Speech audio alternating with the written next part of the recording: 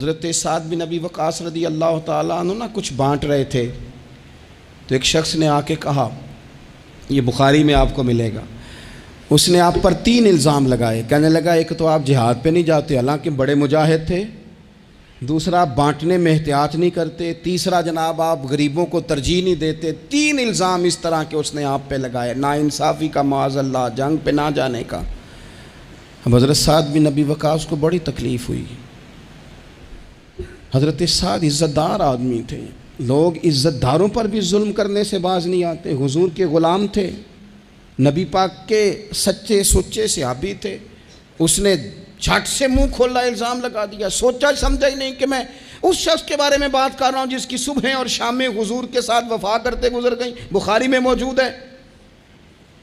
ظلمن بات کی، ظلمن کہنے لگا نہ جہاد پہ جاتے ہو، نہ مال غنیمت انصاف سے بانٹتے ہو، نہ عدل کرتے ہو. الزامات لگاتا. حضرت سعد چپ کر گئے. کئی دفعہ نفیس آدمی وہ اس کو تکلیف ہوتی ہے وضاحت دیتے بھی کہ میں وضاحت دوں. اب یقین کریں وضاحت دیتے بھی تکلیف ہوتی ہے. حضرت سعد بن ابی وقاص خاموش ہو گئے، چپ کر گئے.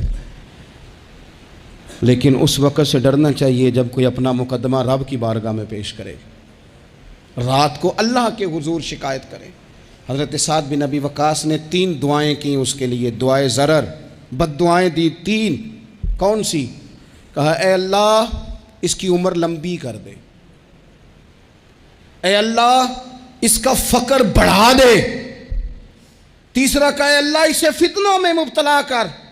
اس نے مجھے اذیت دی، تکلیف دی، میں نے تو ساری زندگی وفاداری میں گزاری اور یہ مجھے کیا کہہ گیا جاتے ہوئے. ایک تابعی بزرگ ہیں، وہ فرماتے ہیں اور بخاری میں موجود ہے، تابعی بزرگ فرماتے ہیں میں نے اس بوڑھے کو دیکھا، اتنی عمر لمبی ہو گئی تھی کہ بھویں جھک گئی تھیں اور حال یہ تھا کہ مانگتا پھرتا تھا. ایک دفعہ روٹی کھاتا تو بھوک ختم نہ ہوتی، پھر مانگنا شروع کر دیتا. فقر لمبا ہو گیا.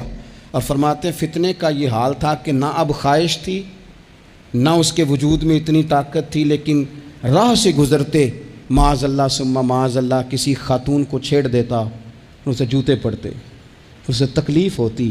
تو جب لوگ اسے پوچھتے یہ تو کیا کرتا ہے تو کہتا یہ حضرت سعد بن ابی وقاص کی دعا ہے جو میرا پیچھا کرتی.